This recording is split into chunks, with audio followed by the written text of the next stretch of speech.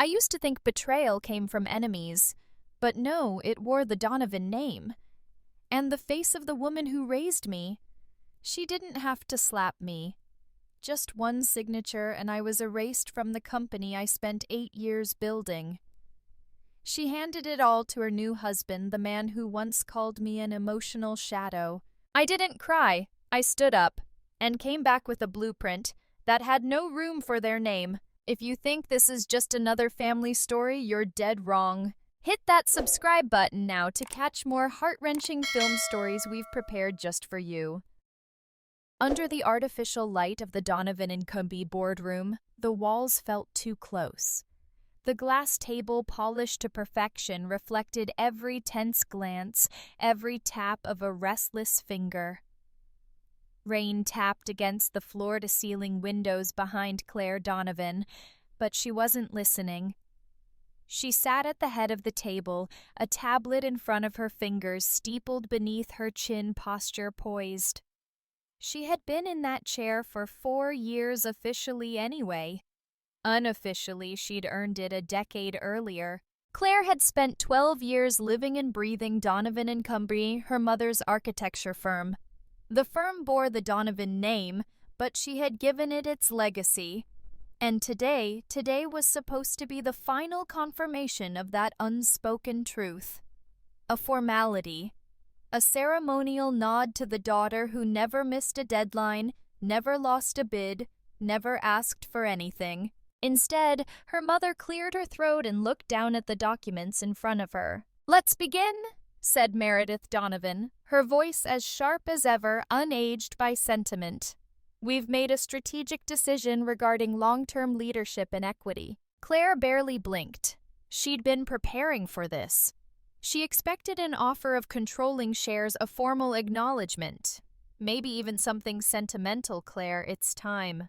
But the words that followed tore through her like a knife hidden in silk. As of today, 60% of Donovan & Co. has been sold to Franklin. Silence. Claire blinked once, then twice.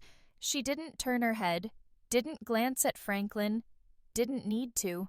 Franklin sat to Meredith's right, the same place Claire's father once sat in the early renderings of this very room. He adjusted his cufflinks, a dramatic pair of gold knots she had always found revolting, and folded his hands atop the table like he belonged there. Claire didn't move. She didn't even breathe. The air around her went dense. Her voice finally broke the quiet. Calm, low, controlled. "I'm sorry, 60% has been what?" Meredith met her daughter's eyes, her tone neutral, almost clinical. "We've transferred majority ownership to Franklin.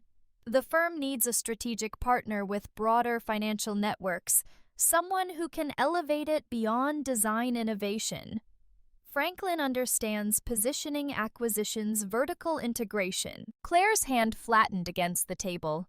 "He understands spreadsheets and social clout. He doesn't understand architecture. He doesn't need to. That's what you're for." Claire turned slowly toward Franklin. His smile was slight smug, as if he were tasting a long-delayed triumph. "This is a joke," Claire said, her voice barely a whisper. "Right?" No Meredith answered. "Claire, you'll remain CEO. Your role isn't changing." "No," Claire said again, standing now, voice shaking but rising. "My role isn't changing, but everything else is. You just handed him the company." Meredith softened her voice as if rehearsed.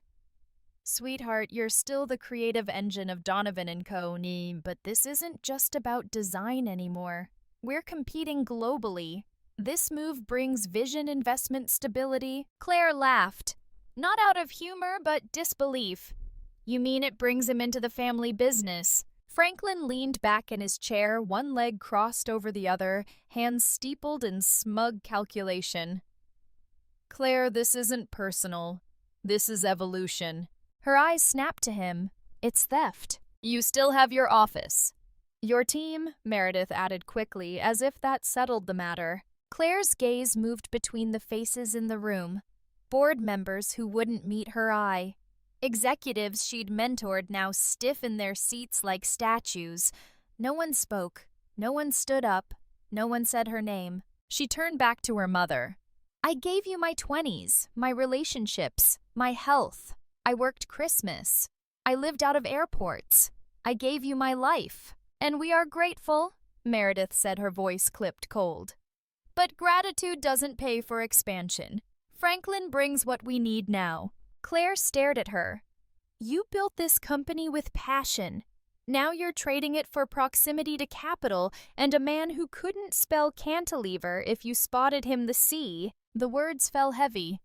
Meredith flinched just slightly. Franklin chuckled under his breath.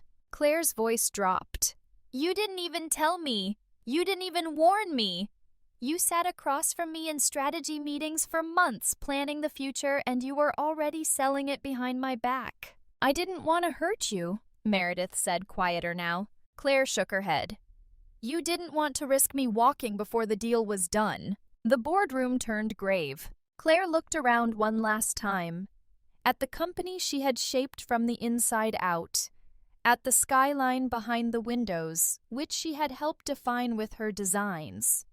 At the team she had carried through recessions, lawsuits, all-nighters, and award wins.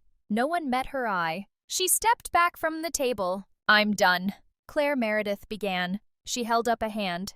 No, don't. Don't pretend you didn't make a choice. You chose your husband. Claire, please, Franklin said with that paternal tone that always felt like sandpaper. She cut him off. Don't ever say my name again. She turned, walked to the door, paused. And then enjoy your empire, Franklin. Let's see how long it stands without its architect. Claire stepped into the hallway. Her heels clicked once, then again as she moved faster away from the boardroom, away from the betrayal. The hallway lights flickered as she passed. Her face, once composed, began to crack. Not with tears, those would come later, but with the kind of fury that sets bones. Outside, the storm had grown fierce. Rain lashed against the pavement in sheets, thunder rolled like applause for a tragedy. She didn't have an umbrella, didn't care. She stepped into the streetlight's glow, her clothes quickly soaked. Her arms wrapped around herself as if anchoring something invisible. Her hair clung to her face and her breath steamed in the cold. A taxi drove past, another. She didn't lift her hand. Claire turned one last glance back at the Donovan and Comedy building behind her. It looked different now, taller, colder, less like a legacy, more like a mausoleum. She pulled her coat tight, walked into the rain, and didn't look back again. The building was mostly dark by the time Claire returned to her office.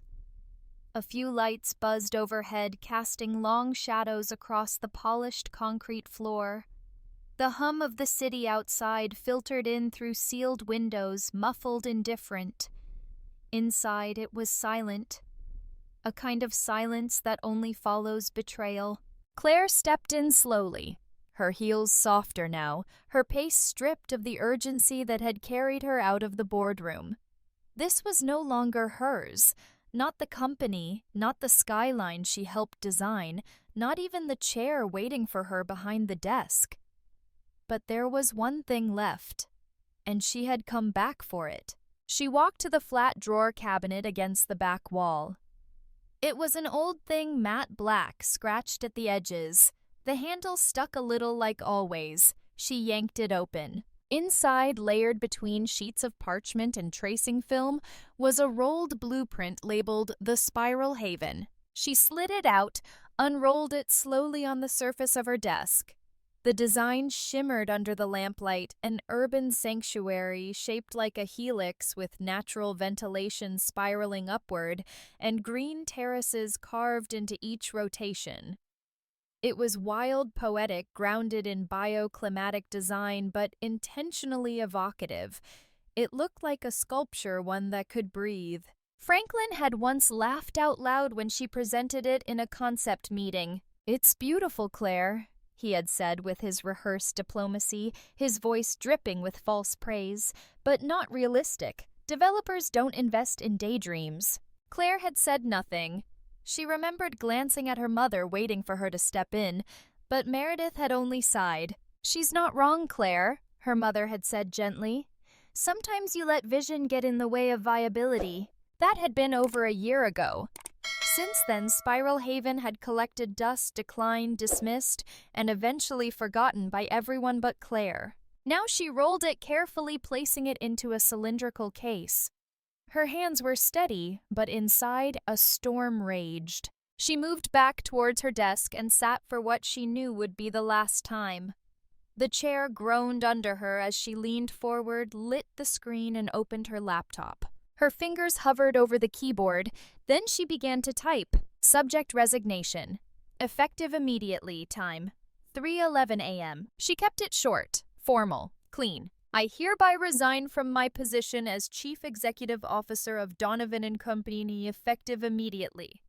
Attached is a transitional outline for open projects and my final status report. Thank you for the opportunity. No anger. No explanation. Anyone who had been in that room tonight would understand. And those who hadn't didn't deserve to know. She attached the project briefs, encrypted the client list, and left one final file titled For Continuity on the shared server. Even now, even walking away, she couldn't bring herself to leave chaos behind. Her name still meant something to her, at least. She stood, slipped the laptop into her leather bag, then looked around. The office was everything she had ever built, framed awards along the wall. Books annotated with color-coded tabs, a corkboard covered in layered diagrams.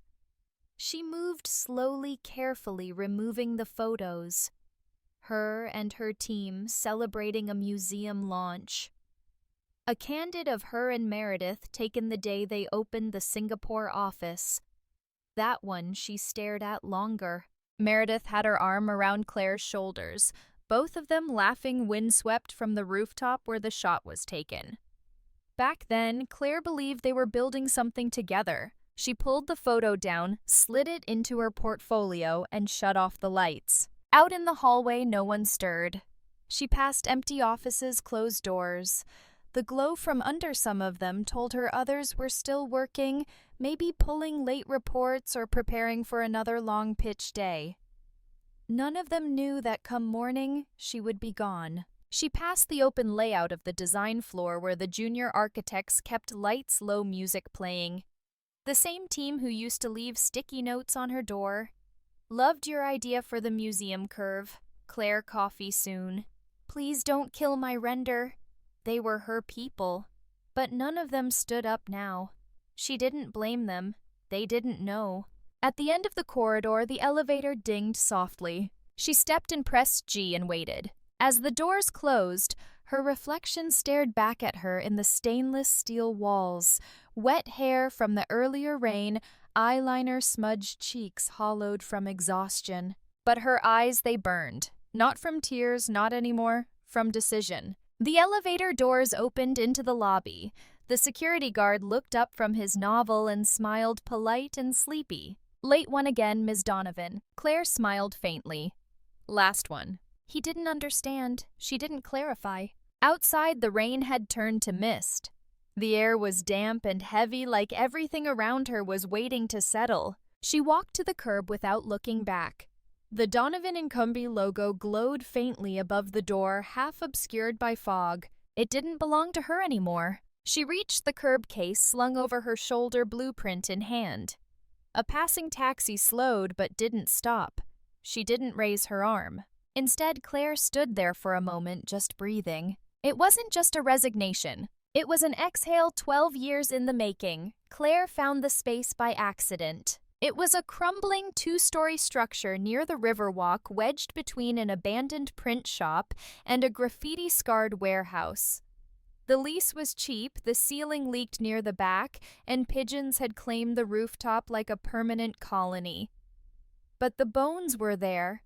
High ceilings, tall windows, the kind of place that didn't apologize for its age. She signed the lease within 48 hours of walking out of Donovan & Co. No one else knew. Not her old colleagues, not the press, not even her mother. It was hers entirely. The first night, Claire sat cross-legged on the bare concrete floor with a cold slice of pizza and a single lamp plugged into the only working outlet. Spiral Haven.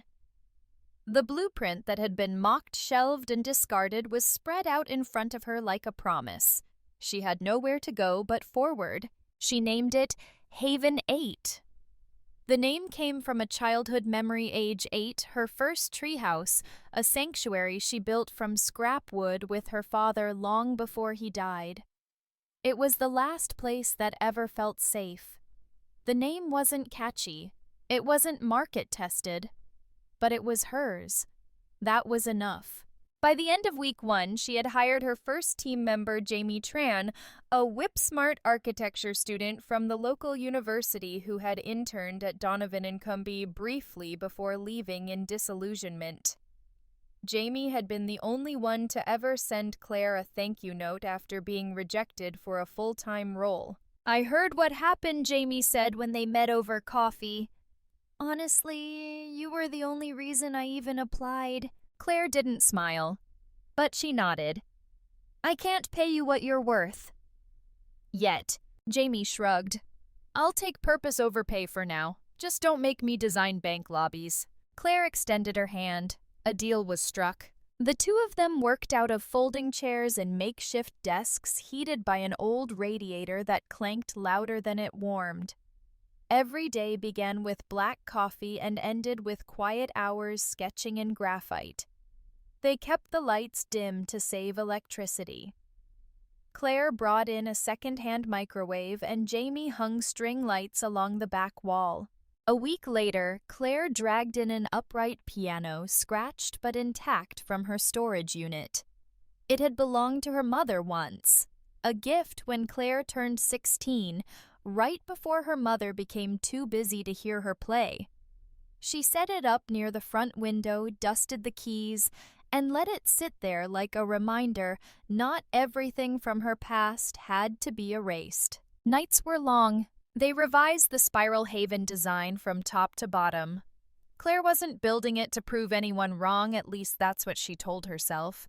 But every iteration, every adjustment, every structural nuance was a defiant whisper.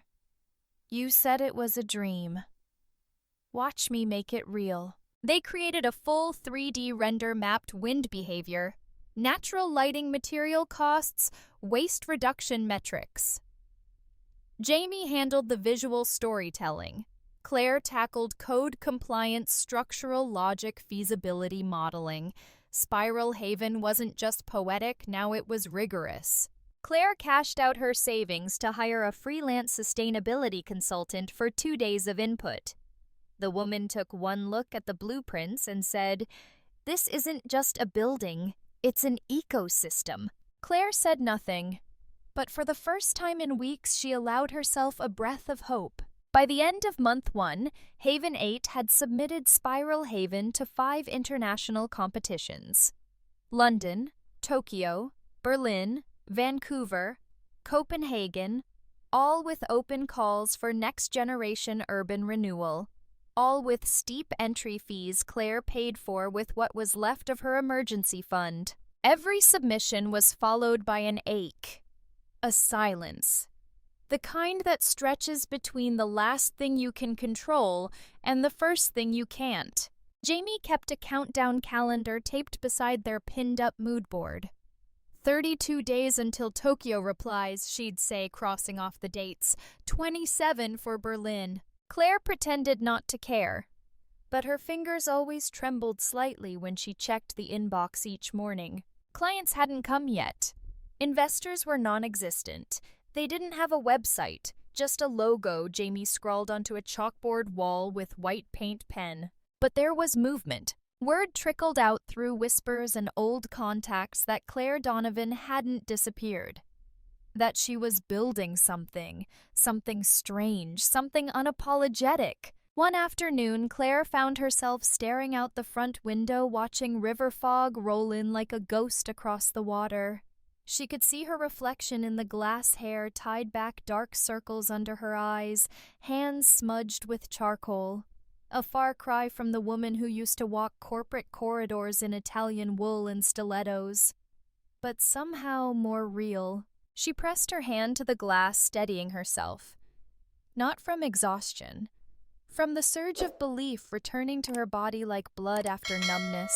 This was the version of Spiral Haven she was always meant to build, not the one polished for boardrooms or stripped down to appease cautious developers, but the full version, wild, purposeful, necessary. The city outside didn't know her name anymore, but it would. Soon. The email arrived on a Wednesday morning, tucked between 2 auto reminders and a spammed newsletter about ergonomic chairs. Subject: Copenhagen Design Consortium. Official results. Claire sat at the corner desk in Haven 8, her third mug of coffee going cold beside a stack of sketch revisions. She stared at the subject line for several seconds, then she clicked. The message was brief, formal, Scandinavian in its clarity. We are delighted to announce Spiral Haven as the recipient of the Best Global Urban Regeneration Project Award for 2025. Her eyes held the line. It didn't blink. It didn't change.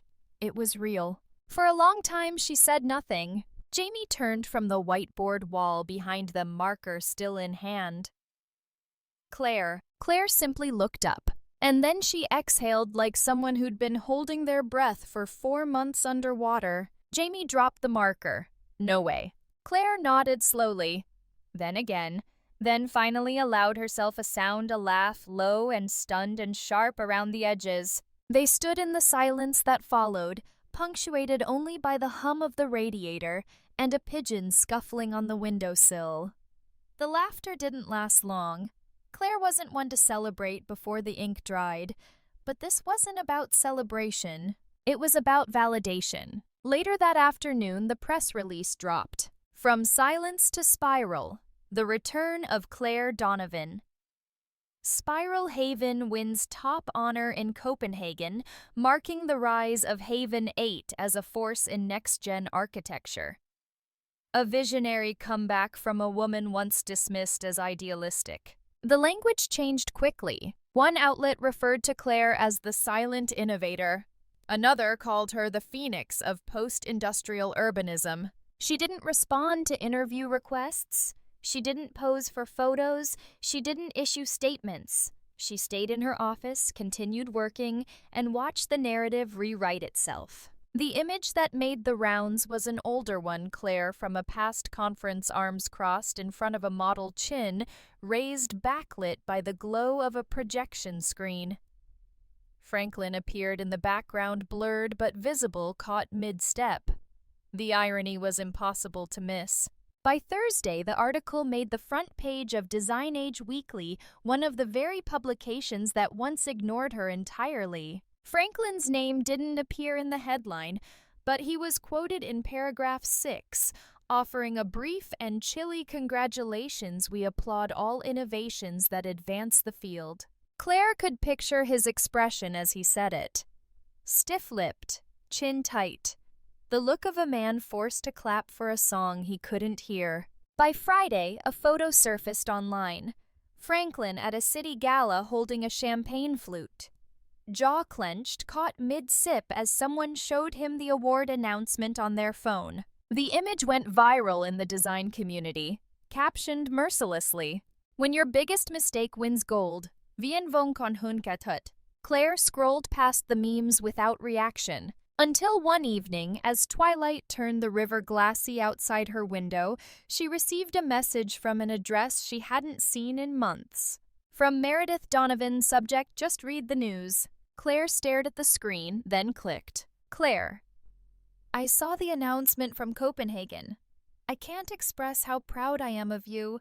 Spiral Haven is magnificent. Always was. You were right to believe in it. If you're open to it, I'd like to meet. There's still a future to discuss for you and the firm. Maybe it's time we talk about coming back. Love, Mom.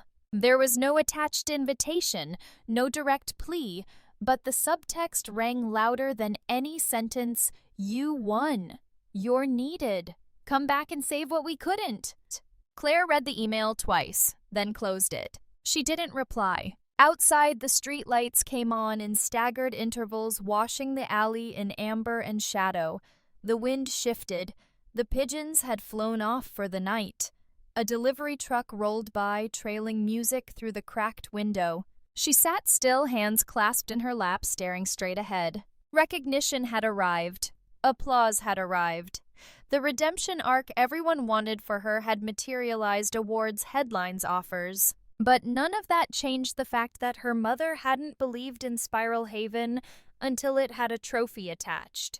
That she had sided with Franklin not because he was more capable, but because he was easier to trust with power. That when the chance came to stand beside her daughter, she had stayed seated. Claire stood and walked to the piano. She hadn't touched it in weeks. Now she ran her fingers across the ivory keys, soft, tentative, then pressed one. A low note echoed through the room, then another, then a chord. Not perfect, not practiced, but honest. She played a few quiet bars of a piece she used to perform as a girl. Her mother used to hum along from the hallway back then, before deadlines and deals and husbands made her forget. Claire stopped mid-phrase. She closed the lid, walked back to her desk, and deleted the email.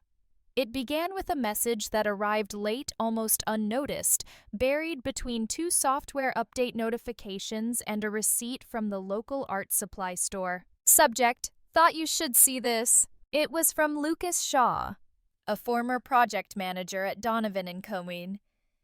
Claire hadn't spoken to him since she walked out that night, soaked in rain and silence. Lucas had always kept his head down, rarely picking sides.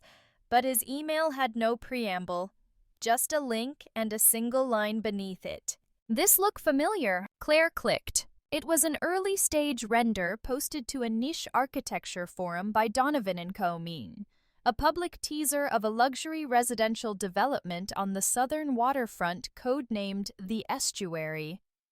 A glossy, curved structure wrapped in vertical gardens designed for airflow through open spiral corridors with a rooftop that mimicked tidal patterns in both structure and form.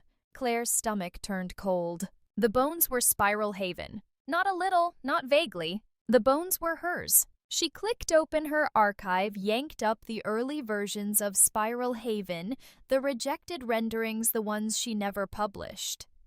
And there it was, an identical curve in the atrium, the same asymmetric light shaft, even the green wall layout reversed, but unmistakable. Her handprints all over a ghost. She sat back in her chair.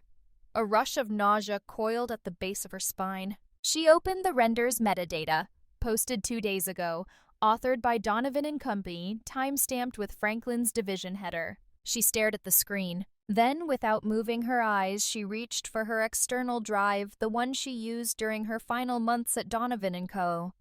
It had been disconnected ever since Haven 8 opened. She plugged it in, navigated to her archived Spiral Haven files, and sorted them by date. Every blueprint, every render, every layered sketch. And then she froze. One of the folders, SHV2 Breeze Model Final, had a last accessed date from just 6 weeks ago. She hadn't touched it in 4 months. Her eyes narrowed. She pulled up her server access logs, backups she kept as habit, a paranoia learned from years of watching projects get mysteriously borrowed by other departments. The logs told the story plainly. Someone with administrator-level credentials had accessed her drive remotely through a mirrored login. And not just accessed, downloaded. Claire's breath left her chest in a single sharp exhale. She dug deeper. The IP address was internal, traced back to Donovan & Company's corporate server in Midtown.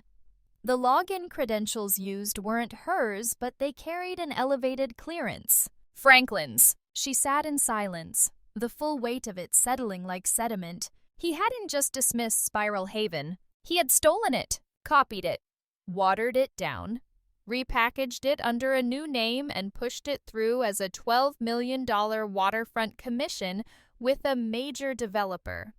A developer who, by the way, had previously passed on Spiral Haven when Claire pitched it under Haven 8, citing excessive idealism. Claire's fingers curled into fists at her sides. Jamie found her 10 minutes later, still staring at the screen, still motionless. "Hey, I just saw the teaser for." Jamie stopped mid-sentence. Her eyes darted to the monitor. "Wait, Claire nodded slowly. Yeah. Jamie blinked. How? He accessed my files. Remote login, 6 weeks ago. Jamie's jaw clenched. That's illegal. Claire didn't answer. Instead, she turned to her other screen, opened her legal contact sheet, and clicked on the name of an old friend who had moved into IP litigation after leaving corporate. I'm not suing yet, she said calmly as the phone rang. But I want to know every option. The voice on the other end answered. Claire didn't even say hello. She launched straight into it. Over the next 40 minutes, she laid out everything, the renderings, the timelines, the access logs. The friend on the line listened silently, then responded, Claire, this is more than just unethical. If the render's metadata matches your drafts and they pitched it commercially, it's a copyright violation, possibly even corporate espionage if the files were accessed without your consent. I never gave them permission, she said. Not for this, not for anything. Her friend whistled softly. You want to go public? Not yet, Claire replied. Not until I know where the pitch went. She and Jamie spent the next 6 hours tracing the estuary project. They found it linked to a major housing revitalization initiative funded by a public-private development council. The kind of project that would involve city approvals, taxpayer funding, and layers of documentation. Claire scanned the project brief submitted to the city's planning department. The architectural concept was listed under Donovan and Company, Chief Strategy Officer Franklin Whitmore. She stared at the line for a full minute before printing it, folding the page carefully, and sliding it into a red folder labeled Haven 8, Legal. By 1:00 a.m., she was seated at her desk again, phone glowing. Another email popped into her inbox. From Lucas Shaw. Subject. Can't say anything officially, but Franklin's bragging he revived an old Donovan concept. The team's uneasy. Some of them know it's yours. Claire didn't reply. She didn't need to. Instead, she opened her calendar, added a new entry. Meeting legal strategy. Spiral defense. Time tomorrow, 9:00 a.m. Location Haven. 8. Virtual Council. And beneath it, in all caps, truth, not revenge. She clicked save, then sat back, eyes burning. This wasn't about proving Franklin wrong anymore. It was about setting the record straight before history rewrote her name out of the blueprint she bled to create. Claire sat across from the conference table, hands folded tightly in her lap, her jaw set in a way that betrayed how many times she'd clamped down on something she wanted to scream. Across from her sat Maya Ellison, litigator, meticulous, unsentimental. The kind of woman who always wore black and never blinked longer than necessary. Her office was sleek, all glass and muted concrete. Not unlike the concept renderings Claire had once made for a law firm that chose Franklin instead. Maya flipped through the packet slowly. Inside were comparative renderings, Claire's Spiral Haven drafts, and the posted plans for the estuary, each annotated with matching design elements down to the same rotation angles on the atrium airflow system. The last page showed the server logs, the login trail. This is airtight, Maya said simply. If we filed tomorrow, we'd have them in court before the fiscal quarter ends. Claire exhaled but didn't smile. She was holding something heavier than excitement, heavier than vindication. And what happens if we win? She asked. Maya raised an eyebrow. Well, you're entitled to damages. Licensing fees retroactive to date of use. Legal injunction on the build. Public acknowledgement. Possibly a settlement if they don't want discovery to expose internal misconduct. Claire nodded slowly. And if we go public, then it becomes bigger, Maya replied without flinching. Press will eat it up. Female founder betrayed by legacy firm. IP theft, the David and Goliath story, except Goliath is wearing your mother's last name. Claire looked down at her hands. Her thumbs rubbed against each other back and forth, a habit she picked up during sleepless nights designing Spiral Haven from scratch. It's not just business, she finally said. That firm was my home. My family built it. No, Maya said without sympathy. You built it. Then they sold it out from under you. Claire didn't answer. Maya leaned back. Look, Claire, you don't have to go nuclear. But if you don't assert ownership, this kind of theft becomes precedent. And not just for you. Every woman in this field who was told her vision was unrealistic until a man copied it. That line hit harder than expected. Claire didn't speak for a moment. She thought of the years she spent drawing in silence, of the client meetings where her ideas were redirected, diluted, or renamed before they saw daylight. Of the photo Franklin posted on LinkedIn last week where the estuary was captioned as the culmination of innovative legacy. No mention of Spiral Haven. No mention of her. She'd worked on Spiral Haven for almost 2 years alone, mostly in the quiet hours. Now Franklin posed in front of it like it had always been his. Like he was the visionary. Like she was never there. Maya closed the folder, slid it across the table. You don't owe them your silence, Claire. Silence. The word clung to the room like a scent. Claire stood slowly, fingers brushing the edge of the folder but not taking it yet. I'll think about it, she said quietly. Maya didn't press. You know where to find me. Claire walked out of the office into the late afternoon wind, feeling heavier and lighter all at once, the folder still tucked under her arm like something radioactive. She didn't go home. Instead, she walked. 3 blocks downtown, 6 more through the district she once mapped in master plans and density overlays. And then, almost without meaning to, she stood across the street from 623 Walker Avenue, Donovan and Comu. Her name was still on the brass plaque just beneath her mother's. Claire Donovan, founding executive architect, 2009-2023. They hadn't removed it, not yet, but they would, eventually. She crossed the street slowly, 1 foot in front of the other, until she stood just outside the front window. The same one she used to pass every morning at 6:30 a.m., coffee in one hand, blueprint tube in the other. Through the glass, she could see the firm's atrium. New furniture. A fresh logo design, minimalist and cold, stripped of the warmth she'd fought to inject into every corner of the place. And there, by the east-facing table, stood Franklin. Hair slicked back, charcoal suit, a designer pen in his hand, signing off on a large mounted print. Claire knew that rendering. It was one of hers. Not just Spiral Haven's concept, but the exact rendering from her second-to-last version. Down to the shadow angles and rooftop angle annotation. He was signing her lines. Her air, her light, her breath made steel and green. Claire didn't move. She simply stood there watching the charade. Franklin glanced toward the glass for half a second, but the reflection made her invisible from where he stood. His face remained neutral, perhaps even pleased with himself. Claire looked down at the sidewalk, then back up. She didn't press her hand to the glass. She didn't cry. She turned and walked away. 1 deliberate step at a time, leaving the building and the man inside where they belonged. Behind her. For now. But not for long. The headline dropped on a Monday morning like a stone into still water. Spiral Haven.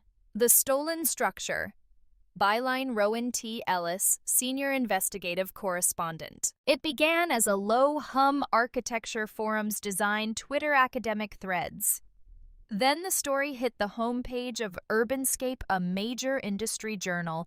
By noon, it was trending. The article laid it out in surgical detail, the suspicious similarities between Spiral Haven and the estuary timestamp comparisons, metadata from render files, Claire's exit from Donovan and Combine, and her sudden resurgence.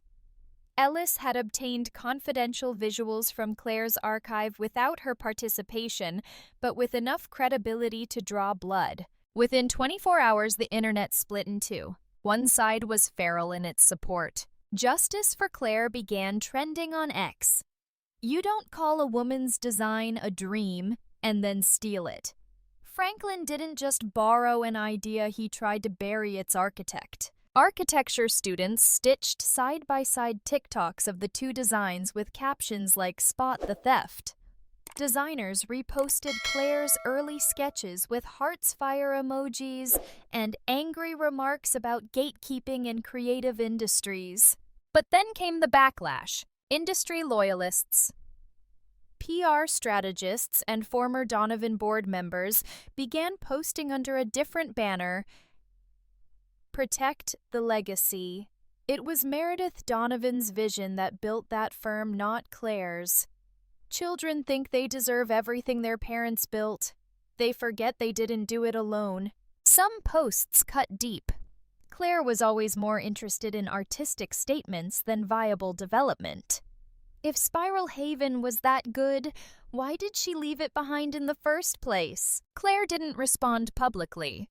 But by the third day, her inbox was flooded press legal inquiries, angry alumni from her grad program, 2 book agents, and 3 freelance illustrators offering to draw her winning. Then came the email from The Hour Line, a primetime news magazine program known for its stark interviews and brutal lighting. They wanted her on air. Live, 15 minutes.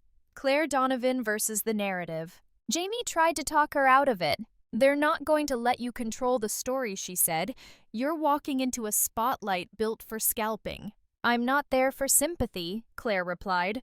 "I'm there to hold the record still while people keep trying to smear it." So she said yes. She wore black, simple, structured, nothing soft. Her hair was tied back, no jewelry, no designer pieces, nothing they could spin as performative wealth, just her and the work. The studio lights were surgical, the chair hard and deliberately unwelcoming. Across from her sat Greta Lanchard, a veteran anchor with eyes like scalpels and a voice designed to cut just above polite. Claire Donovan Greta said after the opening credits welcome, "Thank you. We've heard a lot about Spiral Haven this week. We've also heard your name in connection with some very serious accusations. Design theft, corporate betrayal, legacy disruption." Claire's face didn't change. "I've heard those words too." Greta leaned forward slightly. "So let's ask the question that's divided the design world. Did Donovan and Comby steal your work?" Claire paused. "Let's not ask that," she said quietly. "Let's ask the real question." Greta blinked, which is, why are we still pretending that women in architecture aren't stripped of credit the second it becomes convenient to do so? The studio fell quiet. Claire continued, voice even but not cold. "I'm not accusing anyone to make a name for myself. I already had one until it was erased." "The design in question wasn't an idea I whispered once at lunch. It was a full plan, documented, time-stamped, and shelved because it was called impractical. And now it's the centerpiece of someone else's success." Greta didn't interrupt. Claire leaned forward slightly. "I don't need applause. I don't need revenge.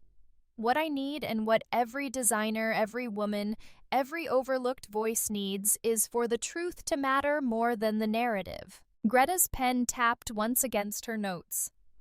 "Some say your timing is calculated, that you're capitalizing on the success of a project you walked away from." "I didn't walk away," Claire said flatly. "I was pushed. And I took the blueprints with me, not in a file, but in memory, in labor, in belief. You can't walk away from something you built with your hands, but you can be written out of it. And that's what happened." The red light above the camera clicked off. The interview was over. Greta stood polite again. Bold. Very bold. Claire offered a nod. No other way left to be. When the episode aired 2 nights later, it drew record views for a design feature. The clip of Claire's response was reposted over 800,000 times in 3 days. Underneath one video pinned at the top was a comment that read, "I don't need applause. I don't need revenge. I just need the truth. Claire Donovan." And for the first time in weeks, Claire felt something settle. Not closure, but clarity. It was nearly dusk when the knock came. Not loud, not rushed. Just 3 calm raps against the old glass door of Haven 8. Claire glanced up from the drafting table, charcoal still between her fingers. The light was soft amber through the windows, washing the concrete floors in gold. She wasn't expecting anyone. Jamie had left an hour ago. The office was silent except for the hum of a desk fan and the scratch of graphite across vellum. Claire stood slowly, wiped her hands with the back of her sweatshirt, and walked to the door. Through the mottled glass, a silhouette waited. Straight posture, slim shoulders, a familiar tilt of the head. Claire opened the door. Her mother stood there in a camel wool coat and low heels, looking more fragile than Claire remembered, less legendary, more human. "Hi," Meredith said. Claire didn't move. "You came without calling. I thought you might say no if I asked." "I might have." They stood there for a moment.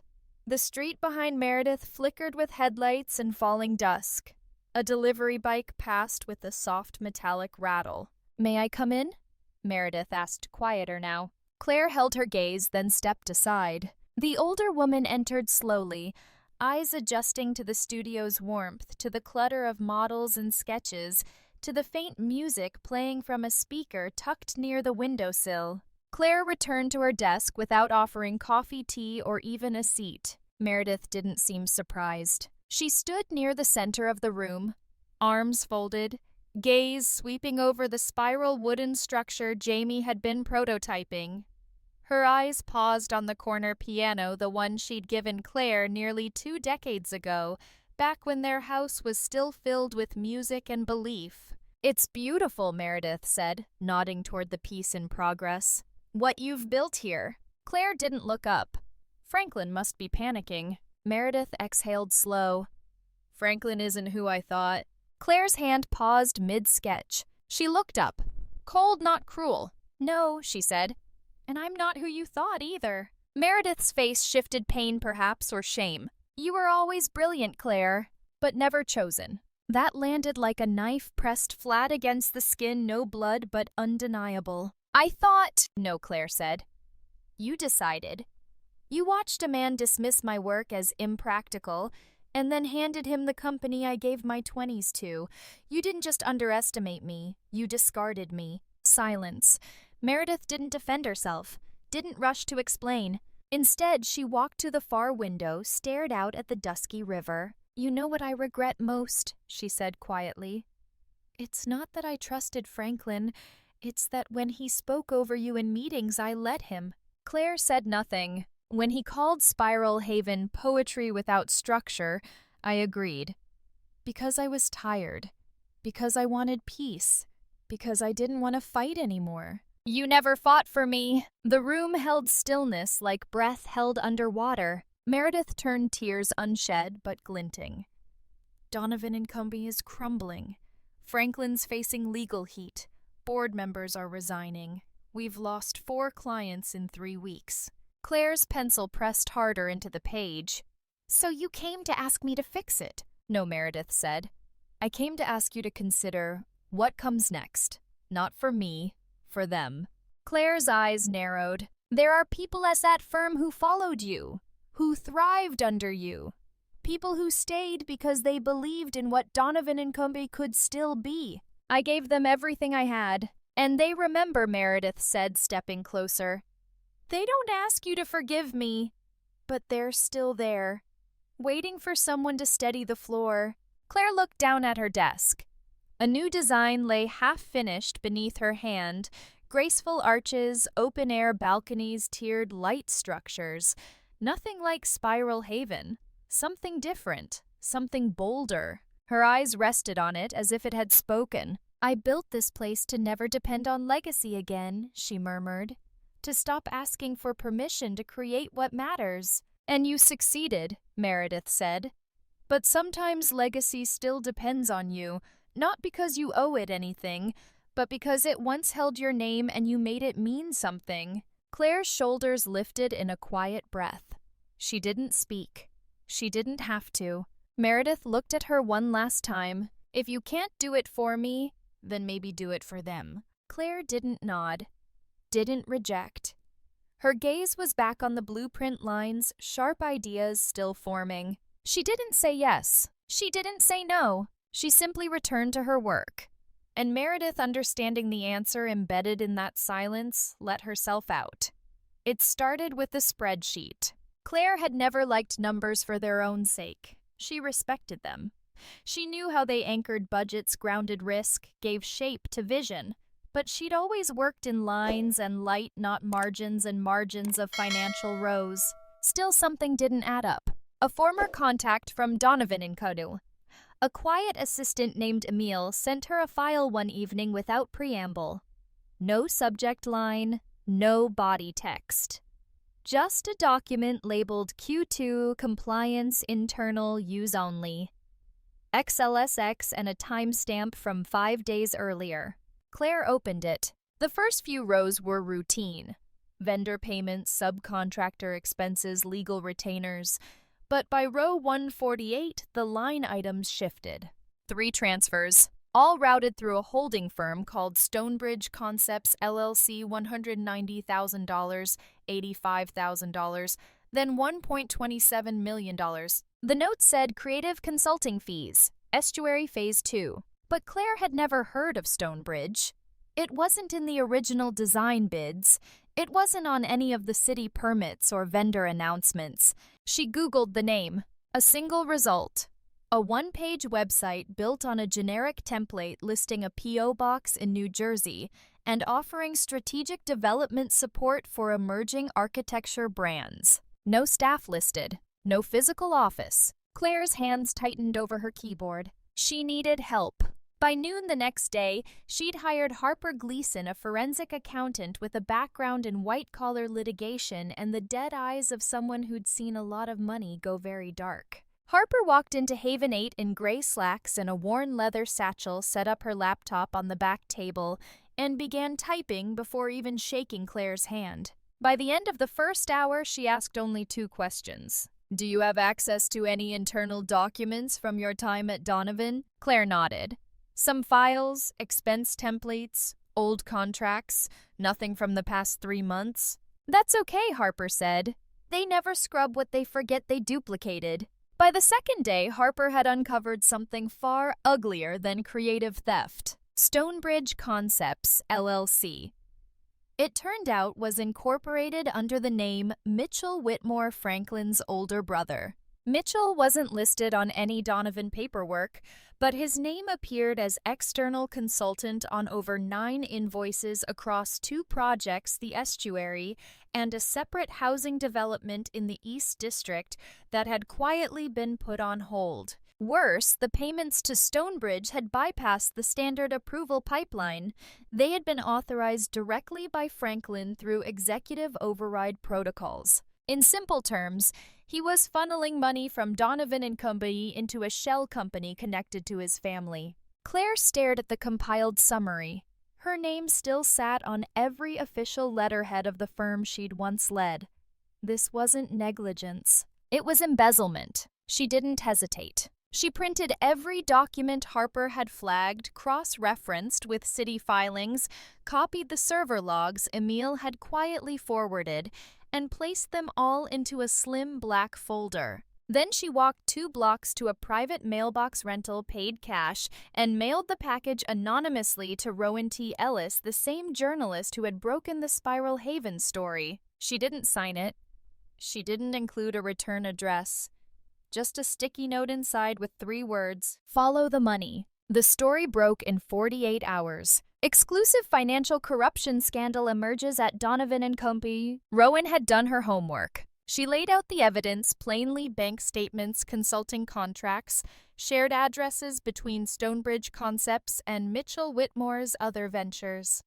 There were quotes from anonymous insiders, references to redacted legal memos, and a single explosive sentence buried in the second column. Sources suggest the firm's interim executive, Franklin Whitmore, may have personally authorized at least $1.5 million in unauthorized transfers over the last fiscal year. The backlash was immediate. That morning, Claire watched from her office as her phone lit up like a runway.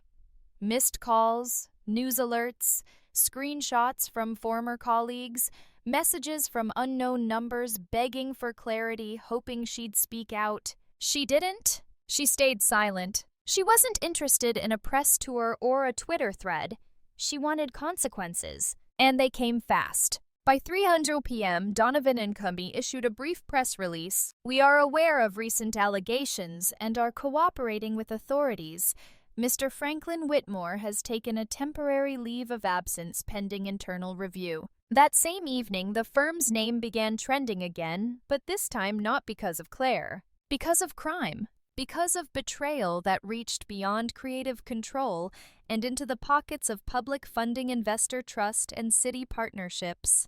An hour later, a second headline appeared on Design Age Weekly. "From power to collapse, is this the end of Donovan and Co.?" Claire read every word, but she didn't feel triumphant. She felt exact, precise, like a stone had been returned to the correct riverbed. Justice wasn't noisy. It didn't scream. It whispered through spreadsheets and shell companies and the quiet resolve to act when silence is safer. She sat at her drafting table as the sun fell beyond the window, the blueprint before her untouched, half-sketched. She didn't need to finish it that night. Something else had just been built, something no one could take away. The collapse didn't come all at once. It cracked, first in whispers, then in memos, then finally in headlines that couldn't be spun. Exclusive Donovan and Co. Engulfed in financial and ethical scandal. Millions funneled to shell firm, linked to Franklin Whitmore. Whistleblower documents reveal pattern of plagiarism and embezzlement. The media devoured it. Design circles that had once worshipped the Donovan name now dissected it like a fallen monument. Panelists on architecture podcasts speculated in voices tinged with schadenfreude. Finance analysts predicted the firm's valuation would drop by half within the quarter. But it wasn't until the image hit front pages that everything shifted. Franklin Whitmore, shoulders hunched, jacket wrinkled, lead out the side door of Donovan and Company by two men in dark suits, one holding a federal summons, the other with a folder marked Department of Corporate Ethics and Fraud Division. The clip ran on loop. By afternoon, a public statement was released by the Donovan board. Effective immediately, Mr. Franklin Whitmore has been suspended from all executive responsibilities pending legal proceedings. The company has launched a full internal audit and is cooperating with federal investigators. Claire read it from her studio, sitting in the same chair where she had once redrafted Spiral Haven line by Fragile line. She didn't speak, she didn't smile, but her pen didn't shake when it returned to the page. The phone rang within the hour. Not from journalists. From Meredith. She didn't leave a voicemail. Claire didn't pick up. Instead, she watched the live stream. Meredith Donovan, once dubbed the Iron Spine of Midtown, by a city magazine, stepped behind a podium in a dark navy suit, her silver hair pinned back, lips drawn into a tight, tired line. Behind her, the Donovan and Company logo was partially obscured by the banner of the Architectural Council, like a curtain half drawn on a fading legacy. Flashes went off as she adjusted the mic. Then she looked directly into the cameras and bowed her head. Today she began, voice steady, but smaller than it used to be. "I stand not as an architect or businesswoman, but as someone who must admit failure, both personal and professional." She paused. "I entrusted Donovan and Company to someone I believed shared our values. I was wrong." Her voice didn't crack, but her hands trembled slightly as she held the podium. Over the last several months, actions were taken under the Donovan name that violated the trust of our partners, clients, and community. Financial misconduct, intellectual dishonesty, abuse of power. These are not allegations we take lightly, they are truths we must confront. The reporters didn't shout questions. Not yet. They waited. Meredith took a breath. "I want to publicly apologize to the employees of Donovan and Company, to our long-standing clients, and most of all to those whose work was used without recognition or consent." The implication was clear. Claire's name wasn't spoken, but it didn't need to be. "I take full responsibility for the oversight that allowed these actions to occur. I ignored warning signs. I dismissed internal concerns. I allowed proximity to blind me to integrity. Another pause. Then the line that would be quoted endlessly, I placed my trust in the wrong man. And in doing so, I nearly destroyed the very thing I spent my life building. It was not an emotional apology, but it was a public reckoning. The feed ended. Claire closed her laptop. Outside, the streets continued as if nothing had happened. People with coffee cups and grocery bags, headphones, and lives moving. But inside, the tectonic plates had shifted. That night, Claire stood by the window of Haven 8, watching the city she helped shape and nearly lost. Jamie approached quietly. They're saying he might face charges. Claire nodded. He should. You think it'll fix anything? No, she said. But it sets a line in the sand. For once, it wasn't about rebuilding. It was about naming what had been broken and letting the truth stand unshaken on its own foundation. The knock was softer this time. No urgent rhythm, no weight behind it. Just a quiet tapping against the glass, measured, hesitant. Claire didn't need to check. She knew. She opened the door slowly, expecting the same tight shoulders and carefully chosen words from before. But her mother looked different now. Not smaller exactly, but less composed. The sharp lines of her blazer were replaced with a simple wool cardigan. No makeup. A worn leather satchel in her hands, the kind Claire remembered from childhood, battered but still intact, just like its owner. I won't stay long, Meredith said, her voice almost a whisper. Claire stepped aside. They didn't speak right away. The office was lit only by the golden wash of late afternoon sun spilling across the drafting tables, the curled paper rolls, and the mock-up of Spiral Haven resting against the far wall. Outside, through the large windows, the skeleton of that dream was slowly rising concrete, and glass cranes and scaffolding the future made visible. Claire crossed her arms but didn't sit. Meredith opened her bag, pulled out a small recorder, and set it on the table. It's from the board meeting, the one where Franklin proposed the stake transfer. Claire said nothing. Meredith pressed play. Franklin's voice, unmistakable, oily, confident. She's too idealistic. Beautiful designs, but they don't move capital. We need scale, strategy. She's not built for that. A pause. Then her mother's voice, quieter but complicit. Claire wouldn't understand. Not yet. She's always been too attached. Click. The recording stopped. Meredith looked up, eyes meeting Claire's. I brought it not to explain, she said. But so you'd hear it from us, not the headlines, not the staff. Us. Claire didn't respond. Her face didn't move. I was afraid, Meredith continued. Afraid that if I gave you too much too soon, you'd burn out. That if I let you believe it was yours, you'd lose it before you knew how to protect it. Claire's voice was low. So instead you handed it to someone who never built it. Meredith winced. I believed Franklin knew the rules, that he could navigate the politics, the expansion, the legacy planning. You believed a man who talked like a visionary but never picked up a pencil, Claire said.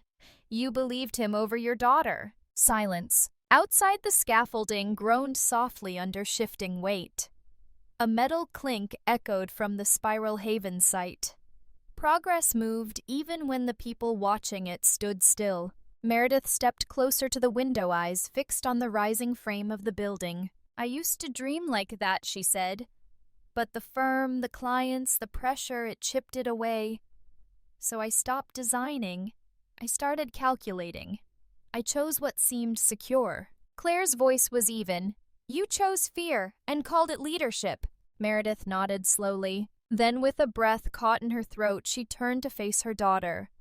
And for the first time in Claire's memory, her mother looked vulnerable not from failure, but from finally telling the truth. I thought you only knew how to work, she said. That you'd buried yourself in deadlines and awards to avoid life. But now I see. She glanced again at the construction site, at the helix forming above the river lit gold by the falling sun. You didn't bury yourself in the work. You rose through it. You made something that breathes, Claire.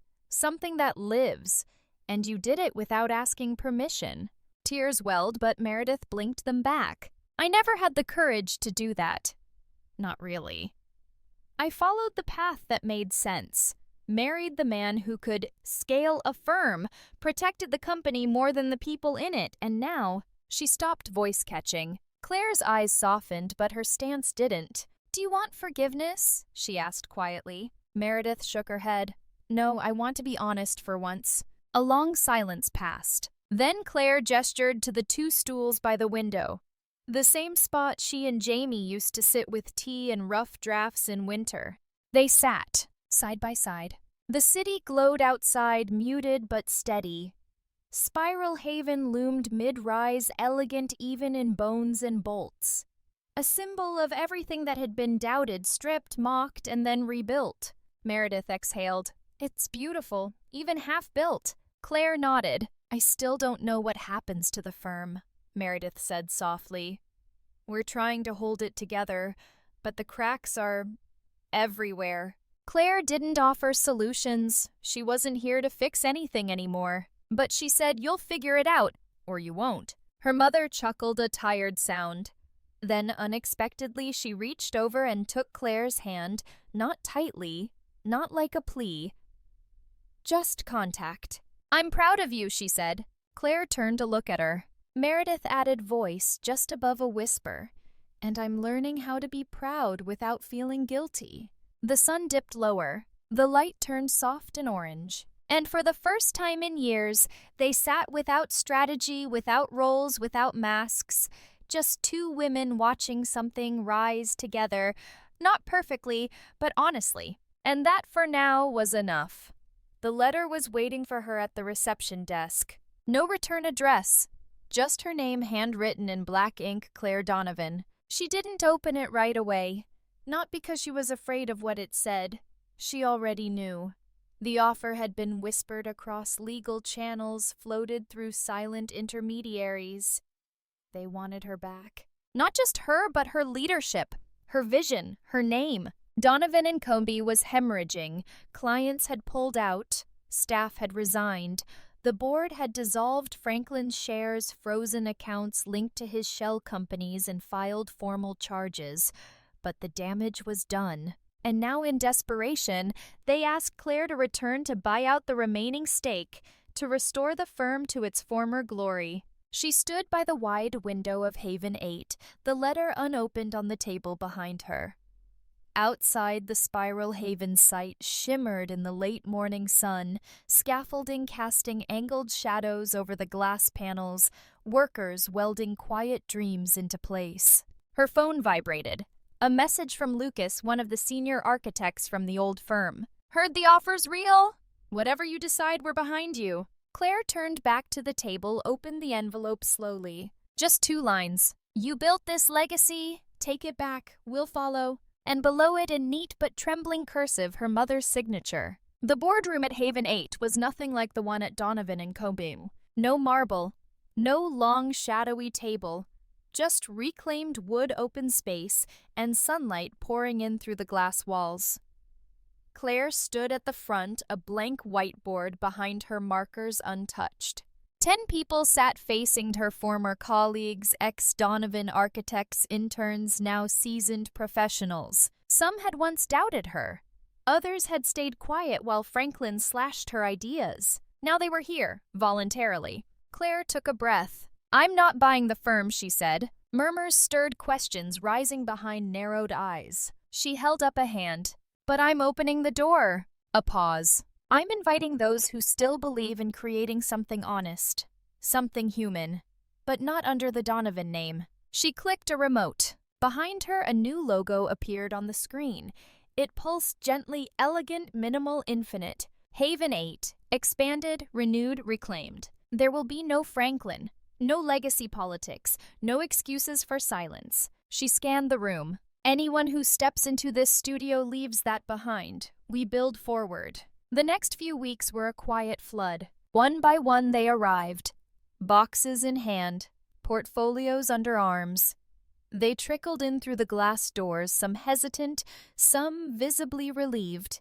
Claire met each of them, not as their boss, but as a peer. She watched as Ava set up the small model room with her old clay renders, as Marcus reclaimed his sketches once buried under budget plans.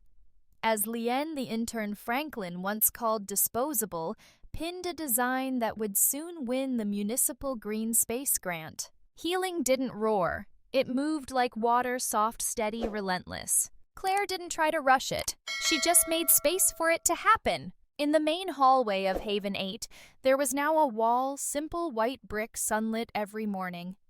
On it hung a single photograph, a young woman in the 1980s standing beside a half-built model, hair tied in a scarf, grin wide and wild. Her mother. Claire had framed it quietly one morning without announcement. Below it, she mounted a plaque with a single line she built before she doubted. And next to it, a second frame, but this one empty, deliberately. Just a note inside reserved for the next one who dares. One evening, Claire sat at her desk, lights dimmed, fingers tracing the spine of her old sketchbook. Outside the city breathed, not loudly, not in chaos, but in a rhythm she had helped shape. Spiral Haven stood nearly finished now. The river hugged its base like a vow. Her phone buzzed an email from the city council. Her proposal for the Youth Architectural Mentorship Program had been approved. Full funding, she smiled softly. Not because she had won, but because she had become the kind of builder who didn't need to win to know her worth. She turned off the light, and for the first time in years walked away from her desk, not to fight, not to run, but to rest. The sky was sharp blue, unmarred by clouds, as if it too had been waiting for this day. Crowds lined the entry plaza. Families, artists, local officials, journalists, retired engineers. Street musicians played along the stone path leading up to the main archway of the structure that once lived only in a discarded sketchbook labeled Vien Vong. Now it had a nameplate carved in brushed steel Spiral Haven, an open space for closed hearts. Claire stood just inside the main atrium, hidden from view for now. Her hands were calm, but her eyes moved constantly, tracking every cable tucked into place, every banner suspended, every echo of laughter reverberating through the concrete and glass. A volunteer whispered in her earpiece, "We're ready when you are, Ms. Donovan." Claire nodded once, then turned toward the young girl standing beside her, Sophia Ortega, 12 years old. One of the first recipients of the Haven 8 Mentorship Scholarship. Her sketch of a school without walls had stunned the entire review board. A shy girl from East Side, bright eyes, bitten nails, and the kind of curiosity you can't teach. Claire kneeled down beside her. "Are you sure you're ready?" Sophia grinned, clutching the oversized gold scissors in her hands. "I've been practicing the ribbon cut in my mirror for 2 days." Claire smiled. "Then let's go show the city what it looks like when we build without fear." They stepped into the light. The applause was a wave. It didn't crash, it built. From polite recognition to roaring, unstoppable sound. Spiral Haven shimmered in the sun, its curved facade catching reflections of the people gathered as if folding them into the building itself. Claire and Sophia stood side by side on the podium. Cameras clicked, phones lifted. Drones hummed overhead. The moderator cleared her throat. "Ladies and gentlemen, we welcome the visionary behind Spiral Haven, Claire Donovan, and the future of architecture, Sophia Ortega." Claire didn't speak. She stepped back, nodding to Sophia. The girl's hand trembled slightly as she raised the scissors, but her eyes stayed focused. With one precise cut, the ribbon split. And the doors of Spiral Haven opened not just to the crowd, but to everything they had never dared to imagine. Inside, the space pulsed with life. The atrium had no straight lines, just curves, arcs, walkways that wrapped gently like arms. The center skylight filtered sun through layered glass panels dyed in warm tones like walking inside a living flame. Children ran towards the interactive exhibits. Seniors sat in reflection gardens. Artists traced lines along communal sketch tables built from salvaged wood. And in the far gallery, dancers moved in slow spirals to the rhythm of live cello, their silhouettes blending into the fluid geometry of the architecture. Claire moved through the crowd quietly, letting others take center stage. She paused at a wall lined with community notes, people pinning handwritten promises. I'll design my mom a better house. I'll bring my brother here when he's out of rehab. I'll learn how to draw again. She read each one like scripture. These weren't her victories. They were the buildings. Toward the back of the structure was the founder's niche, a curved hallway lit by indirect LEDs. On one side, etched in brass, was the Haven 8 origin story, not in marketing speak, but in Claire's handwriting. This is what happens when you don't wait to be chosen. You build anyway. On the opposite wall was a digital timeline tracking the journey from the first sketch of Spiral Haven to its completion. There were scans of the rejected proposals, the email where Franklin had marked the design non-viable, a photo of Claire's empty desk, then footage of her first meeting at the riverfront warehouse, grainy and dim, with just 3 people and a broken coffee machine. Sophia stood reading behind her. You were really alone back then. Claire looked down at her. Sometimes that's when we find the most truth. In the quiet. In the dark. Sophia nodded. I think I want to build something someday too. Claire's voice softened. You already have. Outside speeches began. Politicians thanked donors. Partners praised sustainability. Local leaders talked about the jobs Spiral Haven created. But Claire remained inside, watching from behind the glass. Not because she avoided the spotlight, but because she had learned to choose when to stand in it. When Sophia was called to the mic, Claire did step forward, just enough to see the girl's feet planted wide, shoulders square. My name is Sophia Ortega, she said, voice bright through the speakers. This building was someone's dream once, and now it holds everyone's dreams. The crowd went still. I think one day we won't call these places havens. We'll just call them normal. And I want to help build that world. Claire felt her throat tighten, not with grief, but with something she hadn't let herself feel in a very long time. Peace. The sun dipped lower, casting amber over the plaza. Claire found herself alone for a moment, standing under one of Spiral Haven's open arches. The breeze carried laughter violin notes, the scratch of chalk on pavement. Behind her, someone approached. Her mother. Not as a CEO, not as a shadow from the past. Just a woman with tired eyes and a tentative smile. They didn't speak. They just stood there, watching people occupy the dream that almost didn't survive. Then Claire reached into her coat pocket and handed her something small. A folded napkin. Drawn on it years ago during one of Claire's late-night work binges was the original idea for Spiral Haven. Doodles, annotations, fingerprints smudged in ink. Her mother traced the lines with trembling fingers. You saved this. No, Claire said. It saved me. The lights were low, the stage a deep, almost intimate crimson. Behind her, the iconic red letters glowed TED.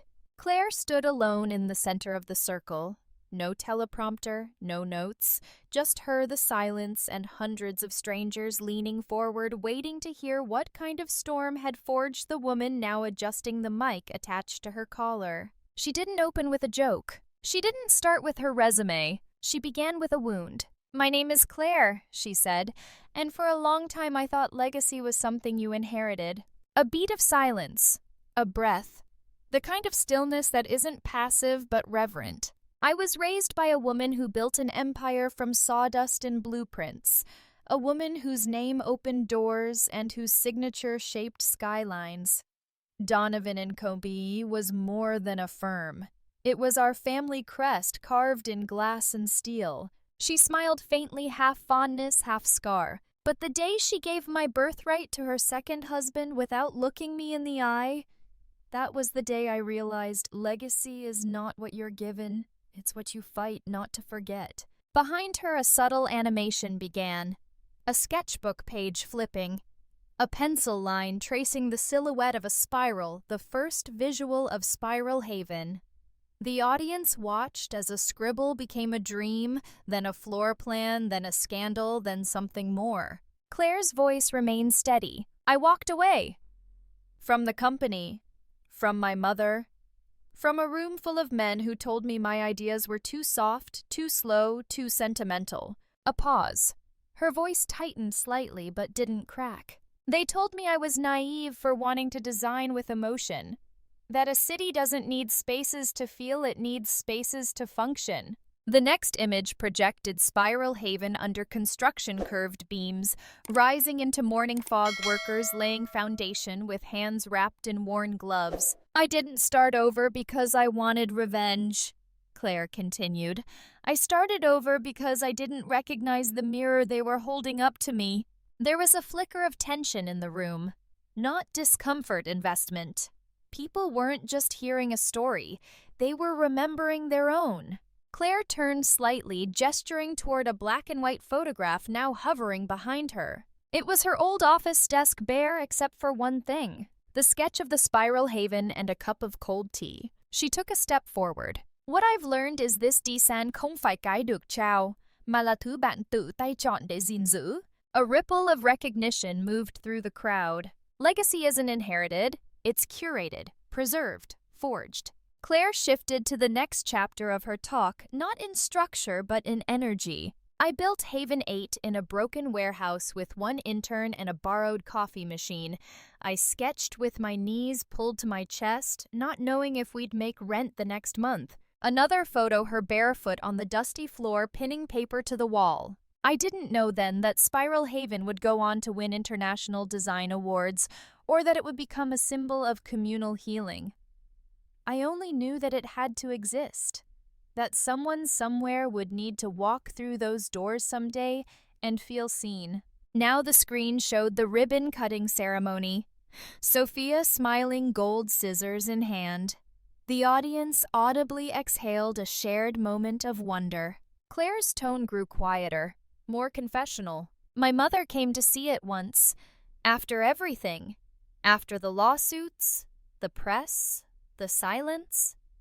She stood in the middle of Spiral Haven and didn't say a word, just touched one of the load-bearing columns like she was trying to understand how something so strong could come from someone she doubted. A long pause. Then, that was the first time I realized I didn't need her to approve of what I'd built. I didn't need her name or her apology. Another beat. I needed to stop waiting for someone to hand me a seat at the table and start building my own. Applause began before she even reached her final line. But she held up her hand gently, just enough to let the moment breathe. She looked out at the audience, scanning rows of faces, some smiling, some crying, some holding their own stories just beneath the skin. I'm not here to talk about revenge, she said softly. I'm here to talk about return. Not to what was, but to who you were before the world told you to shrink. The screen behind her faded to black, then lit up again. One word, choose. She ended with no dramatic flourish, no bow, just a small nod of thanks and the quiet walk off stage. But the applause thundered anyway, not just for her story, but because everyone in that room had been waiting for permission to claim their own truth without apology. Claire didn't give them that permission. She showed them it already belonged to them. Backstage, a young woman from the TED staff handed her a bottle of water. That was... She shook her head, speechless, eyes wet. Claire offered a tired smile. Just a story, one of many. But it felt like mine, the woman whispered. Claire met her gaze. Then build something with it. Claire didn't call. She didn't walk back into that old house with the marble floors and silver-framed photographs where her own smile had long been missing from the walls. She wrote a letter instead, longhand, ink smudged on her wrist. The kind of letter you fold slowly like you're wrapping a wound you finally decided not to hide anymore. I've stopped needing answers. I've stopped trying to understand why I wasn't chosen. Some things don't make sense in the language we grew up with. But I do understand this. I forgive you. Not because you asked, not because you deserve it, but because I deserve to be free of what it turned me into. No signature, just her initials, a full stop. Folded, sealed in cream paper, and left with a quiet assistant who still remembered the smell of Claire's shampoo in the office hallways. Her mother never replied. But 2 weeks later, Claire received a package, wrapped in brown paper. No note. Just her name handwritten on the outside, no title, no label. Not Ms. Donovan, just Claire. Inside, carefully protected between two layers of aged vellum, was a forgotten design proposal from 35 years ago. The handwriting was unmistakably her mother's elegant, forceful, confident. The title Sanctuary Series Modular Living for Displaced Women. It was never built, never pitched. Likely shelved in a cabinet after her father had said something like, "It's sweet, darling, but it won't pay the rent." Claire sat with the drawings for an entire afternoon, each page a different sketch, safe courtyards with circular benches, skylights positioned for morning warmth, spaces where the floor plans left extra room for cribs or shared kitchens where no one ever had to eat alone. It was visionary, vulnerable, and utterly radical for the era. Claire didn't cry. She got to work. The first brick of the Sanctuary Haven project was laid on a chilly Friday morning in early March. The media didn't know yet. No press releases, no cameras, just Claire, her team, and a dozen women from local shelters who were now employees, not beneficiaries. She placed the design packet from her mother into a clear frame that would later hang in the main hallway, unlabeled, unsigned. A private monument. That night, she sat alone in her new office at Haven 8's second campus. The lights were dimmed. The old piano still stood by the window, slightly out of tune but full of presence. She ran her fingers across the keys, not playing, just remembering the sound. A quiet knock on the glass wall startled her. It was Sophia, the scholarship student from the Spiral Haven launch. Only 17 now, but tall and poised, a girl growing into the kind of woman Claire had once begged to be. "I stayed late to finish my portfolio," she said. Claire waved her in. "Let me see." Sophia pulled out a sketch. A community space, gentle curves, soft light, open doorways that made you feel like you could breathe again. Claire studied it for a long time. "This is beautiful," she said. "It's based on the Spiral Haven flow, but I wanted it to feel more like a hug." Claire looked at her. Sophia paused, nervous. "Is that silly?" "No," Claire said, eyes suddenly misted. "It's perfect." Later that night, Claire sat back at her desk and opened her laptop. She typed a name for the new project folder. Project LGD Legacy Given Differently. It would be the first in a series of community housing developments led by women, designed by survivors, and named not after donors, but after the stories of those who had once been erased. Underneath that title, she typed the subheading, "A home for every woman who was told she didn't belong in the blueprint." Weeks passed. Construction began. Locals volunteered. Sophia was officially named Junior Associate. One morning, Claire received an envelope with a return address she didn't recognize. Inside was a photo. It was taken in the 1980s, her mother younger, laughing in front of a model display. Taped on the back was a note in faint pen. "I always dreamed of building this one. Thank you for finishing it for both of us." It wasn't signed either, but Claire didn't need it to be. That night, she added one last framed sketch beside her mother's in the sanctuary hallway. This one was blank, but under the glass she placed a single line of text, "For the next woman who dares to dream outside inheritance." And under that space, "Open, waiting, ready." The elevator rose slowly, like it knew the weight Claire carried wasn't measured in steel or floors. It stopped at the very top. The rooftop of Haven 8. She stepped out into the night. Above her, the sky shimmered with restless city stars, and below, the veins of the metropolis pulsed with light. But she wasn't looking for the city tonight. She was looking for something quieter, something still. A breeze moved across the rooftop, pulling the scent of concrete dust and distant rain. She walked toward the edge where a small sculpture stood, newly installed, not by a committee, not by fanfare, just by her. It was no taller than her waist, cast in bronze, delicate and strong. A single spiral, smooth, endless. A symbol not just of design but of her rebirth. Claire reached out and rested her fingertips on its cool edge. The lights from the Spiral Haven glowed far in the distance, its curves soft in the dark, alive with the breath of people inside. Community kitchens, reading nooks, skylit benches where once a younger version of her would have hidden sketch pads and dreams. She had built all of it without permission, without apology, without bloodline validation, just intention, just truth. From behind her came the soft click of a door closing. But she didn't turn. She wanted this moment to herself. In the silence, her voice rose not aloud, but through the thread of narration that ran deep beneath her ribs like a story long ready to be told. I wasn't chosen, and that used to break me. The wind curled her coat slightly at the hem.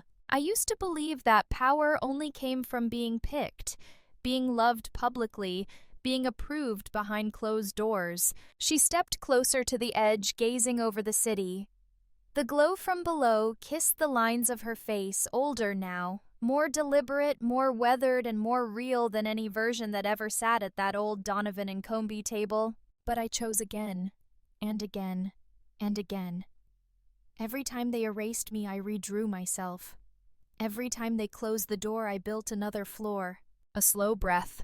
And this is the first time I've felt free. The screen begins to fade. The music doesn't start right away. It lets the silence stay for a moment longer, like a final inhale before release. Then strings, slow, steady, warming from the base of the soundscape upward. As the screen fades fully to black, one last image appears in elegant white serif. The worthy road is never given. It's chosen, and then it's built.